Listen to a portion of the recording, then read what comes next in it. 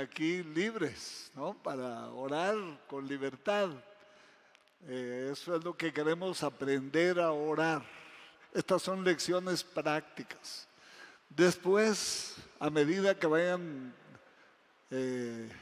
algunos despegando, de repente los voy a invitar para que me ayuden a liberar.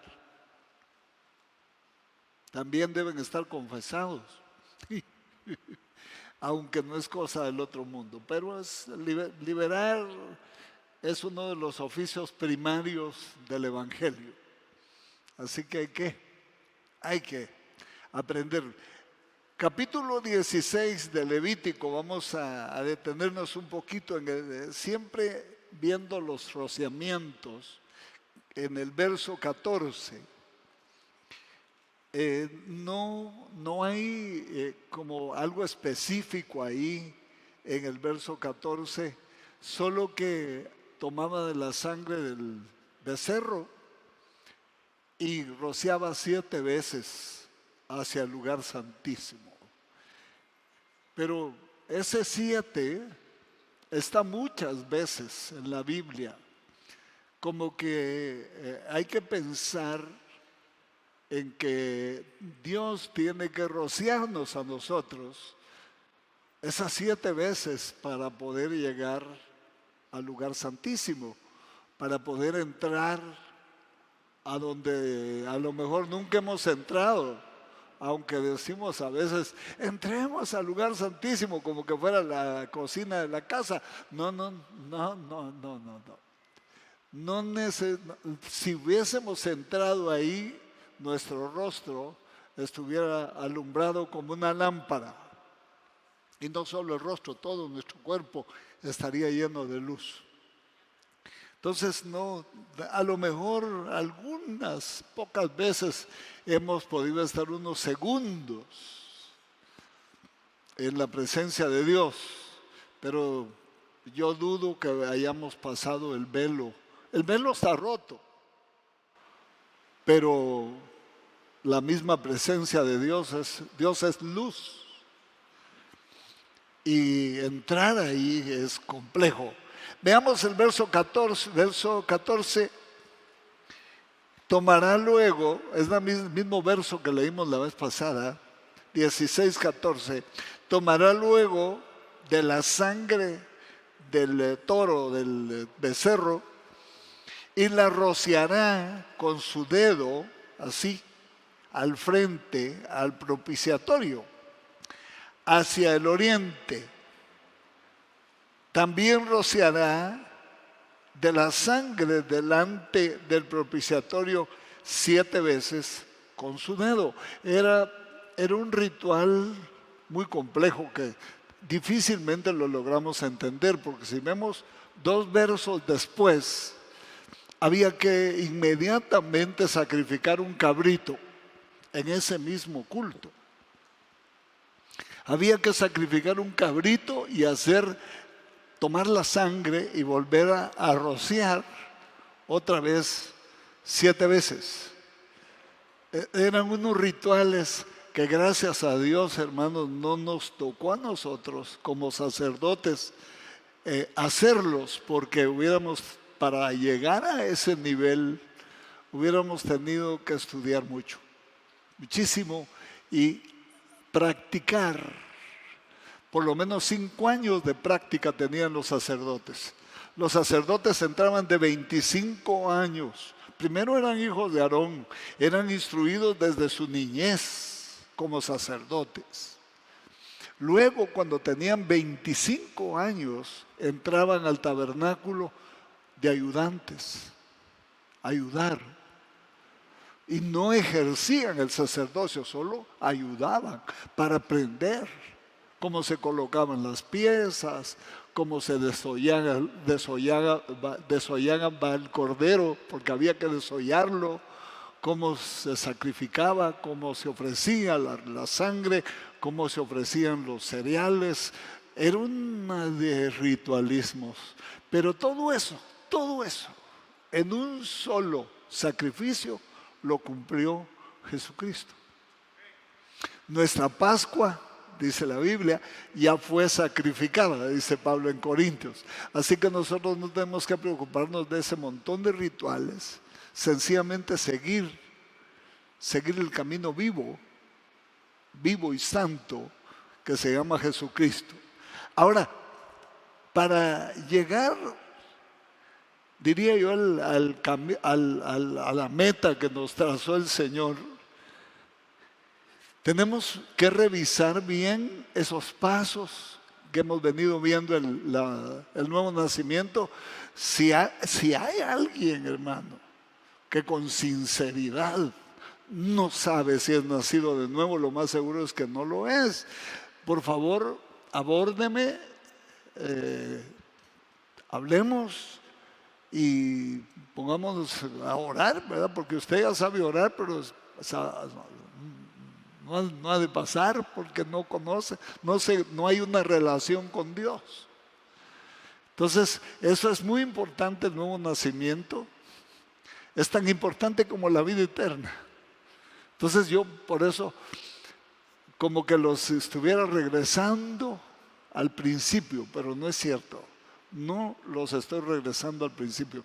Estoy asegurándome que mis discípulos, los discípulos que Dios me puso a atender, estén en una capacitación, en una preparación por algo. Porque imagínese usted hacer el viaje y no llegar a la vida eterna. Nos abstuvimos de todo. Y al final resulta que no habíamos nacido de nuevo. Eso sí es cosa seria. Luego de eso, tenemos que entender que el segundo rociamiento es la humillación, porque es humillación, del bautismo. Es una notificación, dijimos, a las potestades y a los principados. Luego la búsqueda del bautismo con Espíritu Santo, por eso a muchos les parece eso locura, hablar en otras lenguas, sobre todo en este tiempo. Hay muchos grandes grupos cristianos que dicen, no, si eso no es para ahora. Lo han quitado de su teología de una vez.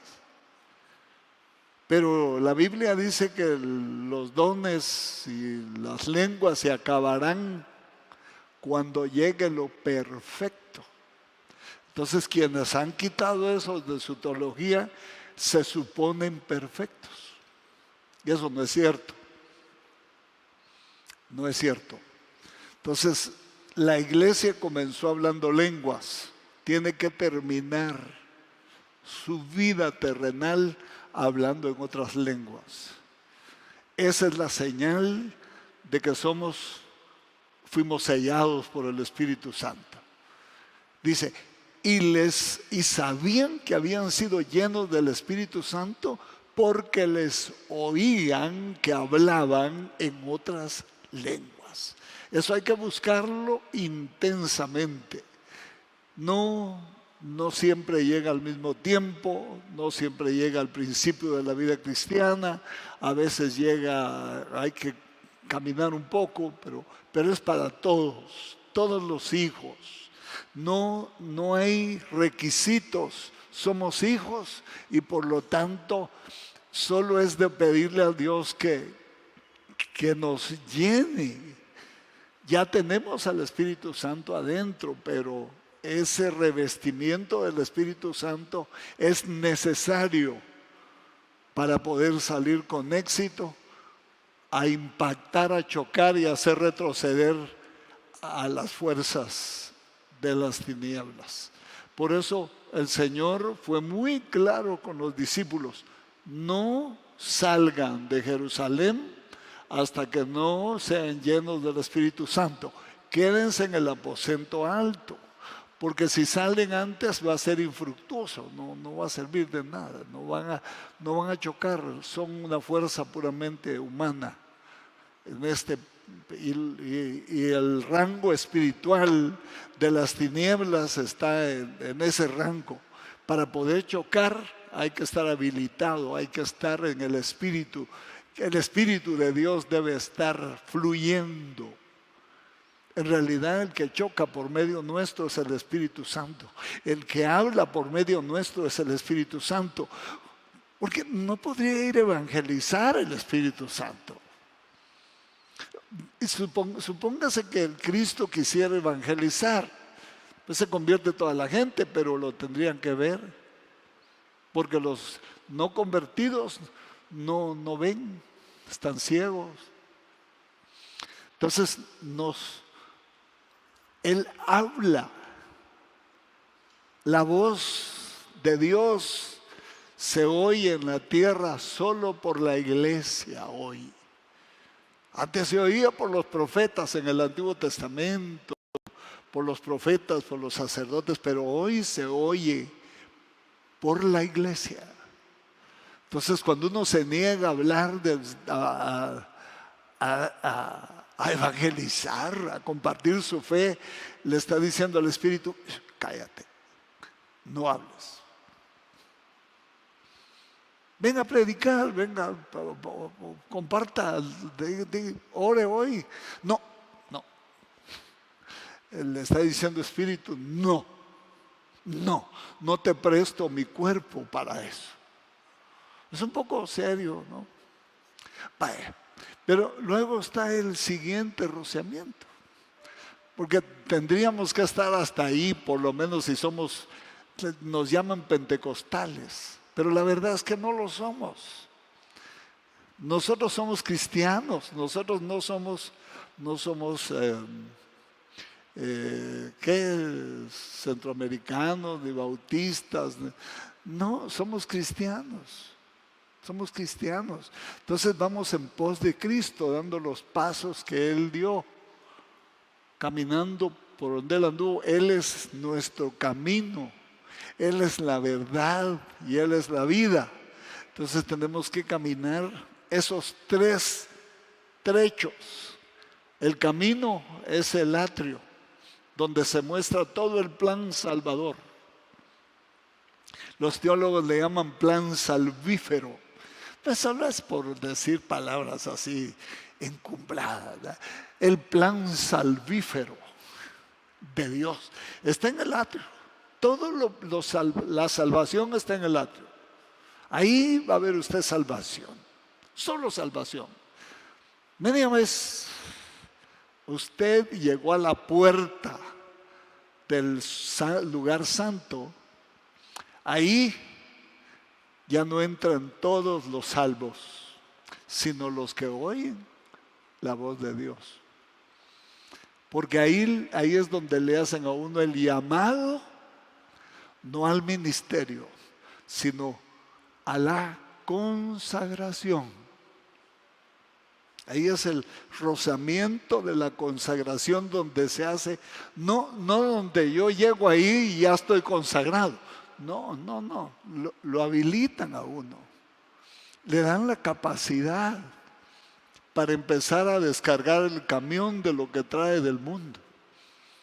¿Sí? ¿Ya me entendió? Porque ya nos dejaron entrar con toda la carga que traíamos del mundo, porque estábamos en la zona de salvación.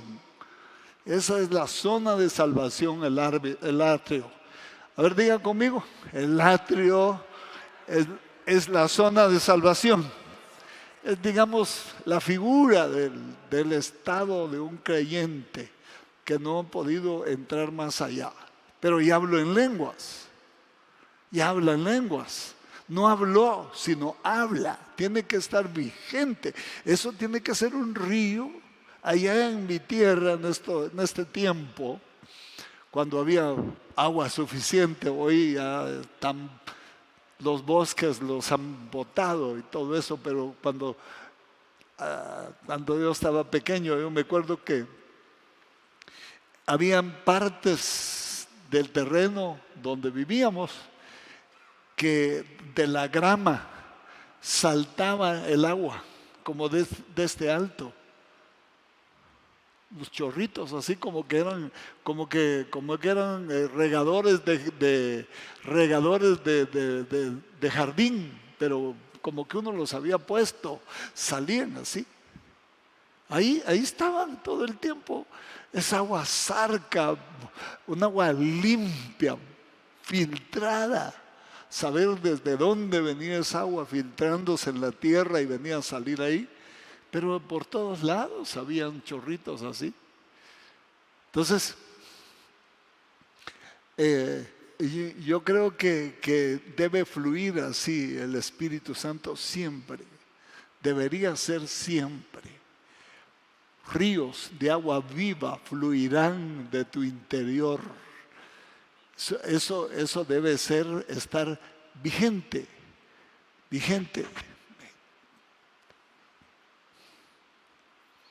No, ayúdenme. No, nada, ahí está. Estaba buscando su lugar. El hermano estaba buscando su lugar. Bueno, vamos. Entonces, debe estar vigente ese río de agua viva. Debe fluir. Diga conmigo, debe fluir. Vaya, ahora vamos a ser sinceros. ¿Cuándo? Si alguna vez fluyó, ¿cuándo dejó de fluir? Es mi experiencia, es decir, más en el tiempo que nos dedicábamos a ayunar, porque teníamos el tiempo para hacerlo y la fuerza, sobre todo la fuerza. Sentía yo esos ríos fluir sin hacer ningún esfuerzo. Eso era un fluir del Espíritu. Se siente alegría de adentro. Todo ese tiempo yo no experimenté nunca un ratito de ansiedad, ni nada por el estilo. Es cuando uno baja los niveles, se pone a trabajar en la obra, pues, porque uno trabaja en otra cosa, en la obra y con intensidad, pero ya no fluyendo de la misma manera. Por eso nosotros necesitamos resucitar ese río de agua viva. Gracias a Dios que no depende de los árboles que han cortado ese río. No depende de que el mundo se está quedando como un desierto, depende de nuestra entrega, depende de nuestra búsqueda, depende de nuestra sinceridad, depende de que seamos íntegros, de nuestra integridad. Hay que examinarnos, no por los demás, por nosotros mismos, por nuestra relación con Dios. Hay que examinar nuestra integridad, a ver si está funcionando. Si no está funcionando, hay que hacerla funcionar. Hay que ser íntegro con Dios y con los hombres. Eso debe ser así. Entonces, esos ríos de agua viva fluyen. Nosotros no es que seamos de una secta pentecostal, sino que somos cristianos que vamos en pos de Cristo, ¿no? Él entró al lugar santísimo en el cielo, nosotros vamos para ahí. El tabernáculo estaba así, nuestro tabernáculo está así, ¿sí? Pero no que sea físico, ¿no? Sino que Él entró traspasó los cielos, dice. Es como si hubiera traspasado el velo. Es como cuando el sumo sacerdote se metía debajo del velo y pasaba con el rostro en tierra debajo del velo para entrar al lugar santísimo una vez al año. Pero el nuestro entró una vez y para siempre. Entonces, nosotros necesitamos pararnos y ver por dónde estamos, porque no nos van a dar el siguiente rociamiento si no sabemos dónde estamos. Son como campamentos. Esta cosa es como campamentos. O sea, va uno entendiendo por dónde va. Por lo menos yo entendí por dónde iba hasta cierto tiempo. De repente, ya cuando entra uno al lugar santo, como que se pierde uno, porque esta cabeza ya no funciona ahí. Ahí no se mira nada. O por lo menos no se miraba nada con ojos físicos. Si no estaba encendido el candelero, estaba oscuro. Era un cubo oscuro. El candelero era el único que alumbraba el pan y alumbraba el altar del incienso. Ahora, el lugar santo, ya cuando uno acepta el reto de la consagración. ¿Qué es la consagración? Es rendir las armas que traíamos. Ya le voy a explicar cuáles son algunas de ellas. Uno se defiende como gato boca arriba, ¿sí? Uno tiene su apellido, su orgullo, su nombre, su prestigio. Yo soy fulano de tal y yo soy quien soy y no me parezco a nadie. Y pues sí soy cristiano, pero me puedo poner en la carne un rato. Todo eso lo trae uno en el camión de la basura que trae uno del mundo. Y uno defiende sus principios. Cuando uno comete un error, no tan fácil lo reconoce. Siempre hay otro que está a la vecindad al que se le puede echar la culpa. Cualquiera que sea, pues se le echa la culpa. Yo no fui. Y eso no lo aprendimos, lo traemos desde el vientre. Porque los niños chiquititos se comen el chocolate y se llenan toda la nariz de chocolate, y cuando uno les pregunta, ¿y el chocolate que estaba aquí? Yo no sé. Y luego miran al hermanito, pero que tienen toda la cara llena de chocolate, pero no, ellos no fueron. Eso lo trae uno de nacimiento. Los berrinches, todas estas cosas tenemos que renunciar, porque nosotros somos ya viejos y somos berrinchosos, o berrinchudos, pues. Solo estoy cambiando un poquito la semántica. O no hace berrinche usted de vez en cuando. Cuando se le sube a uno el apellido, el segundo nombre y hasta el primer nombre. ¿Verdad? Se le sube a uno. Entonces, todo eso es llamamiento, no es al ministerio. Este llamamiento de la puerta del lugar santo es el llamamiento a la consagración. Ahí le dice, ¿quieres ser mi discípulo? ¿Quieres ser mi discípulo? Ya eres salvo, pero ¿quieres ser mi discípulo? Sí, toma tu cruz cada día y sígueme. Van a darse cuenta que el día que le acepten su oferta, la vida cambió para usted. Es que eso es lo que si uno se da cuenta cuando uno va caminando. Cuando uno no va caminando, uno se siente igual toda la vida. Llega uno a la iglesia, regresa a la casa, vuelve a la iglesia y dice, está igual todo el tiempo, todas las aguas son iguales. No, pero cuando uno está caminando, las aguas le van subiendo, las demandas van subiendo. ¿Se acuerda con Ezequiel? ¿Se acuerda del río, de las aguas medidas? Esas aguas eran medidas, no medidas de un solo para que se ahoguen. No. Los primeros 1000 metros, y eso era un ángel el que estaba hablando, y eso lo estoy dando en angelología el día lunes. Ya comenzó angelología, ni cuenta se había dado usted, pero ya comenzó. Hoy, este lunes comenzó angelología. Eso es línea, ¿verdad? Ahí le va a salir un ángel de repente y le va a sacar el ala. No, pero fíjese pues, fíjese esto. Estaba hablando con Ezequiel, el ángel. Los ángeles han tenido una relación bastante fuerte con los humanos. Han hablado con ellos por largas horas. Porque Ezequiel, cuando vio al ángel, cayó.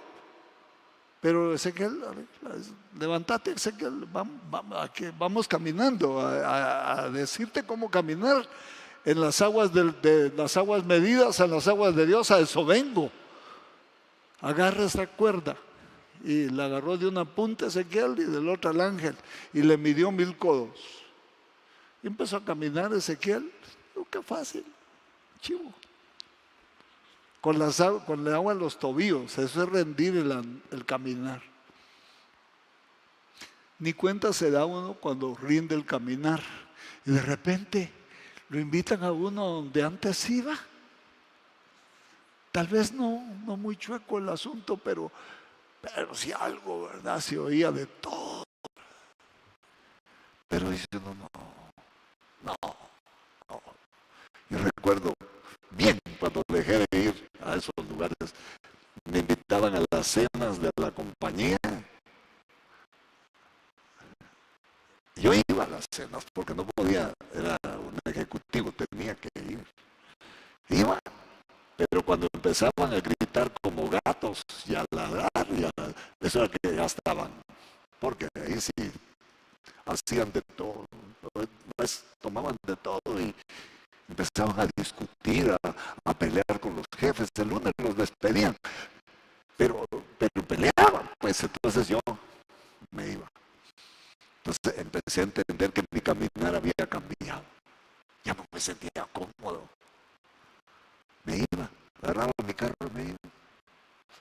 Una vez me fui llorando de ahí, porque me fui a parar, estaban las mujeres de la compañía y varios hombres mal hablados ahí, y yo me fui a parar porque oía que se reían mucho en la casa del gerente general, en la sala del gerente, no podían faltar. Oía que se reían a carcajadas y me fui a parar. Y de repente se me quedó mirando la cajera, una señora de unos 60 años, y me pegó un grito. Me dijo, ¿qué está haciendo usted aquí? Me dijo, usted es santo, fuera de aquí, me dijo. Así me dijo.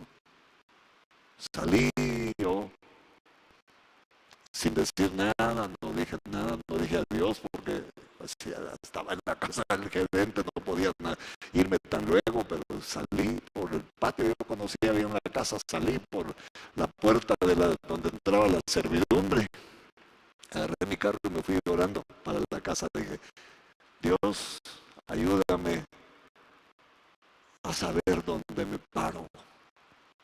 Mi caminar había cambiado. Después de que cuando lean ese llamamiento, empiece a llorar por ese llamamiento. Si habla lenguas, si ya habló, ya habla. Esto es vigencia actual, debe hablarlas. Y si no le fluyen, debe fluir. Hay que buscar. El pozo ha de estar taponeado por alguna cosa. Algo está tapando el pozo. Debe destaparse ese pozo para que fluyan otra vez las aguas de Dios, de su espíritu hacia afuera. Note. Pero Ezequiel pensó que así era el asunto, nada más con hasta los tobillos. Pero de repente le dijo a Ezequiel, oh, ya estuvo, Señor, ya llegué, ángel, ya llegué a los 1000 codos. Ah, bueno, agarra la punta otra vez, otros 1000 codos más. Ahí le llegó hasta las rodillas. Ahí hay que empezar a renunciar cuando se arrodilló ante el sangoloteo, zancudo, zanjón, sándwich, porque eso es entregar uno su devoción. Las rodillas hablan de devoción. Devoción. Eso hace en el lugar santo, cuando uno empieza a entregar eso. Eso no lo entrega uno afuera. Afuera no. Afuera se mira bien el sol, se mira todo con los ojos naturales. En el atrio afuera, cuando uno está comenzando su vida cristiana, todo se ve desde afuera. Pero cuando uno entra al lugar santo, no sabiendo qué está pasando, de repente le piden algo más aún.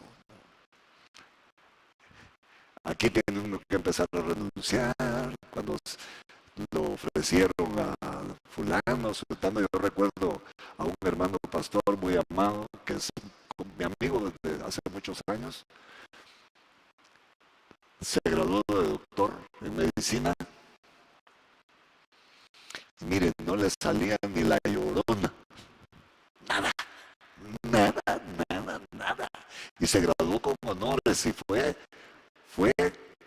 con su asesor de tesis al hospital Roosevelt. Y le fue a decir, mire, yo me vengo a trabajar aquí por vocación de gratis. No voy a cobrar nada. Déjeme estar en mi ambiente. Mira, le dijo, fuiste mi alumno. Hiciste buena tesis y eso yo estuve presente con mi esposa cuando defendió la tesis y lo felicitaron. Pero ¿sabes qué le dijo su director de tesis? Le dijo, ¿sabes qué? Le dijo, a vos no te quiero aquí, ni de regalado. Entonces como él estaba conmigo trabajando en la iglesia donde yo estaba fundando, entonces me lo llevé, se lo llevé a mi pastor. Les dije, mire, este hombre, su colega, no funciona, no le dan trabajo. Puso una su clínica. ¿Y sabe qué pasó? El socio se convenció a la secretaria que dijera que él no estaba y que le mandara a él todos los pacientes. Así que todos los pacientes se los mandaba al socio. Y un día lo encontró su paciente en la calle y le dijo, mire, yo lo he ido a buscar varias veces y siempre me dicen que no está.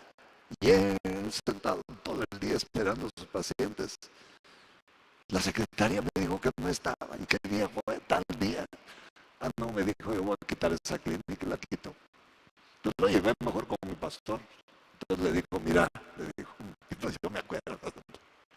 Mira, le dijo, si Dios te llamó, no vas a funcionar en eso. Mejor ponerte en orden con Dios y mira qué Dios quiere para tu vida.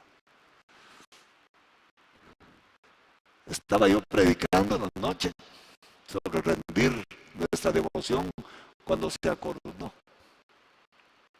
Como no saben quién es, no hay problema, ¿verdad? Cuando se acordó que cuando tenía 12, 14 años, vio la película de un santo que usa escoba y que es amigo de los animales y que les da comida, de los pobres y todo eso. Ese que dijo Marta Elena, que sí, para no decir nombres, San Martín de Porres, ¿verdad? Para no decir nombres que no me merece el respeto a mí, ¿verdad? Entonces, fíjese, ¿qué pasó? San Martín de Porres aventó una pedrada, ¿qué pasó ahí? Un ruido ahí, ¿verdad? Ya me apareció el peine. Entonces, cuando usted se vaya, no, aquí tiene que aprender a ponerse las pilas, a resistir al diablo. Resistir al diablo y de vosotros, ¿qué dice? Huirá. Pero ¿sabe qué es lo que hacemos nosotros? Resistimos al diablo y salimos huyendo. Y eso no es así, es al revés. Entonces, mire, se acordó que cuando tenía 14 años vi una película y se identificó tanto con el personaje que hizo el pacto que hizo el personaje en la película, lo hizo él también, un pacto de pobreza. ¿Saben una cosa? Por eso le dije que habían tirado la piedra, porque yo me acuerdo que él estaba haciendo su año social, estaba haciendo un año social. Me acuerdo que llegaba a la casa, ponía su casco, porque andaba en moto, ponía su casco bien puesto. Y en lo que él entraba a cenar, de repente el casco rebotando en la sala. le tiraban las cosas, le botaban las cosas a la noche. No va a creer usted que aceptar la consagración es aceptar que uno es de este ejército y que renuncia a todo lo que quedó atrás. A lo mejor usted nunca lo ha hecho. No ha sentido el choque. Pero hay que. ¿Sí? Le regalaron de donde él estaba, en la zona donde él estaba, era una zona maya. Le regalaron unos cucharones y unos tenedores de madera bien chulos, ¿verdad? Pero no se había dado cuenta que tenía pintado los tenedores, eran dioses mayas. De repente, ¡pum!, volaron en sus ojos. Porque entregó su devoción.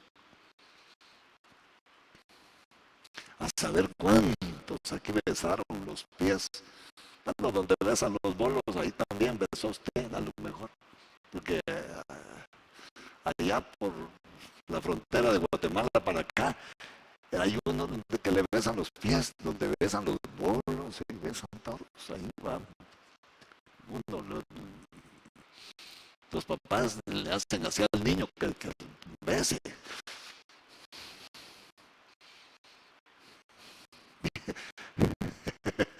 Sí, así es. Entonces, hay que renunciar a la devoción cuando le miren a uno a las rodillas.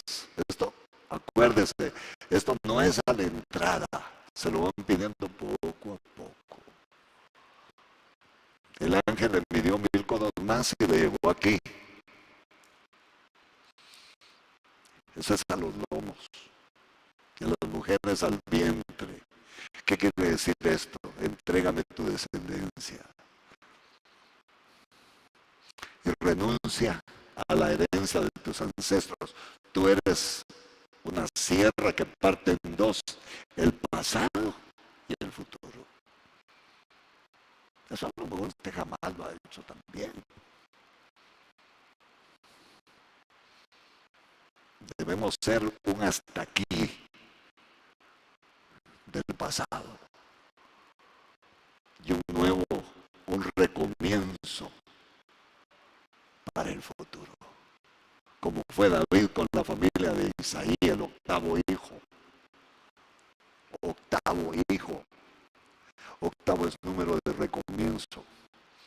Siempre que se habla de un 8, es un comenzar de nuevo.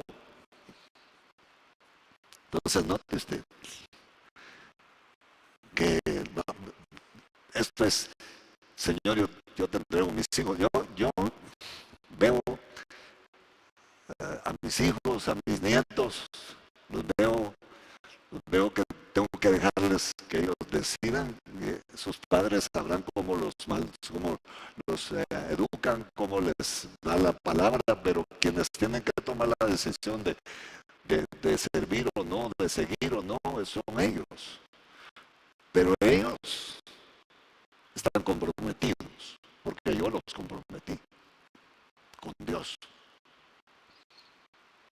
Tarde o temprano, aunque vayan a dar la vuelta que vayan, van a regresar,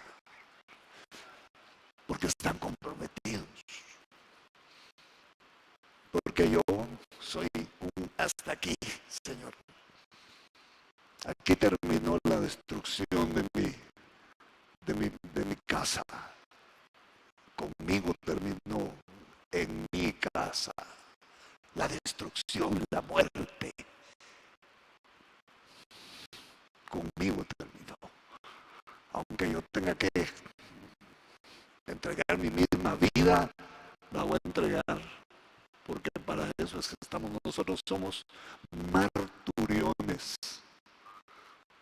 o sea, mártires. Si nos toca morir,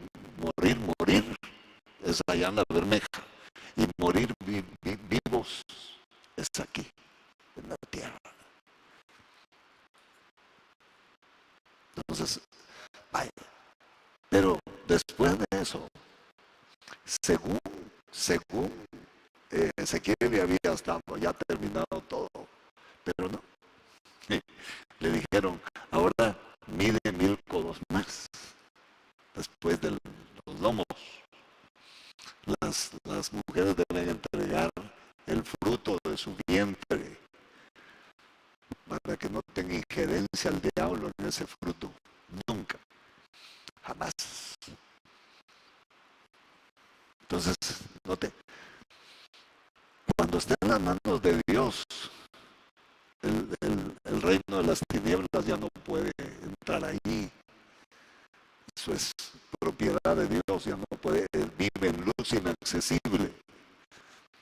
Por eso el sacrificio de Cristo está tan seguro, porque Él está en el trono. Y de ahí nadie lo puede quitar. Eso está seguro. Entonces, después le pidió que midiera 1000 codos más y fue hasta aquí.